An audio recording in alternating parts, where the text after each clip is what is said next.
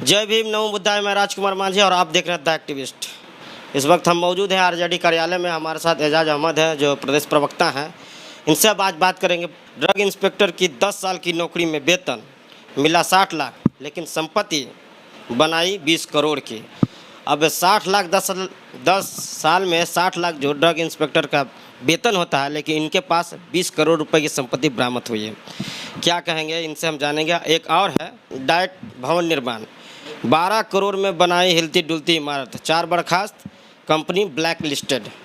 आज भ्रष्टाचार पे हम बात करेंगे कि सरकार की नीतियाँ, इंजीनियर लोग कैसे काम कर रहे हैं कि हिलती डुलती और गिर जा रहे हैं। कभी पुल गिर जाता है तो कैसे कैसे लोग इंस्पेक्टर हैं, कैसे 10 साल नौकरी करते हैं, जहाँ 60 लाख होना चाहिए वहाँ 20 करोड़ बरामद है। भ्रष्टाचार कहाँ से कहाँ जा रहा है, क्या कहिएगा सर? देखिए, भ्रष्टाचार सिस्टम में जो लोग बैठे हुए हैं उनके कारण हो रहा है, और जिस तरह से भ्रष्टाचार को बढ़ावा दिया जा रहा है ये कहीं ना कहीं बिहार में शिष्टाचार का रूप ले चुका है और रिश्वत को रिश्तेदार बना लिया गया है, जिस कारण आज ये स्थिति पैदा हो गई है।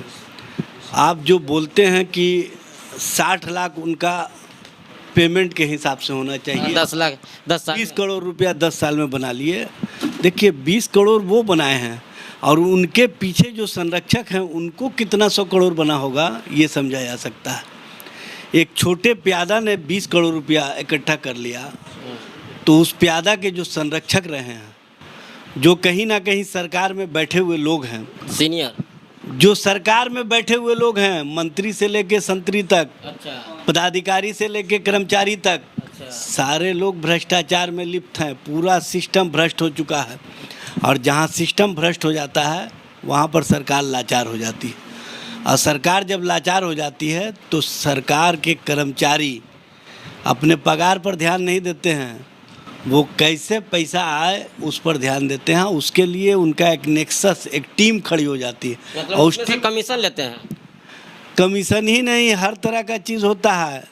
कहीं कर्मचारी नहीं हो उसका भी पेमेंट उठा रहे हैं, कहीं सप्लाई नहीं हुआ उसका भी पेमेंट उठा रहे हैं, कहीं सप्लाई होना चाहिए कुछ हो रहा है कुछ।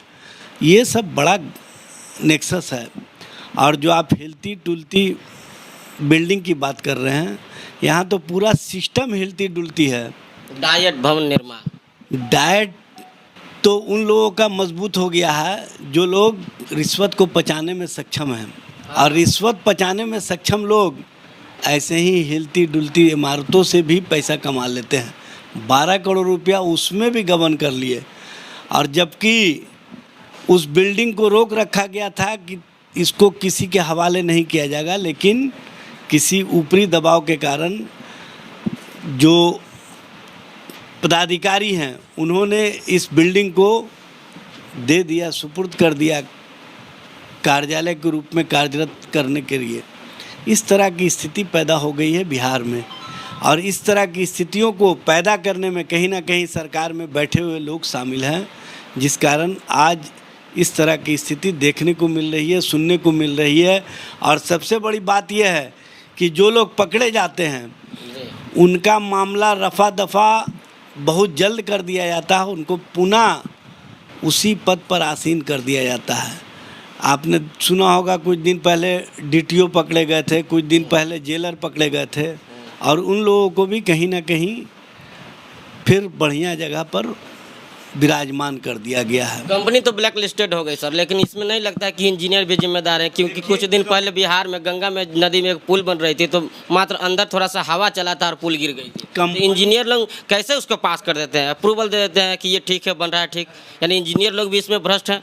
कंपनी को ब्लैक लिस्टेड करने से कोई मामला नहीं होगा, क्योंकि कंपनियां बहुत तेज़ होती हैं। जैसे ही वो ब्लैक लिस्टेड होते हैं दूसरे नामों से अपनी कंपनियों को शुरू कर देते हैं। सबसे बड़ी बात यह है कि कंपनी में जो लोग काम करने वाले हैं, और जो पदाधिकारी हैं, जो कर्मचारी हैं, और जो ऐसे रिश्वत के संरक्षक हैं, उन लोगों पर सबसे पहले कार्रवाई होनी चाहिए, और उनको लगना चाहिए कि सरकार कार्रवाई कर रही है। और सरकार के द्वारा जब कार्रवाई की जाएगी और वो दिखने लगेगी तो हर तरह का रिश्वतखोरी बंद हो जाएगा, भ्रष्टाचार बंद हो जाएगा। लेकिन भ्रष्टाचार बंद करने वाला जो सिस्टम है वो ऐसे सिस्टम को और बढ़ावा देता है, भ्रष्टाचार को शिष्टाचार का रूप दे देता आपकी नज़रों में कैसा उसको सज़ा मिलना चाहिए उन लोगों को? है। ऐसे लोगों को ऐसी सज़ा मिलनी चाहिए कि वो नज़ीर बने देश के लिए, इतिहास के लिए।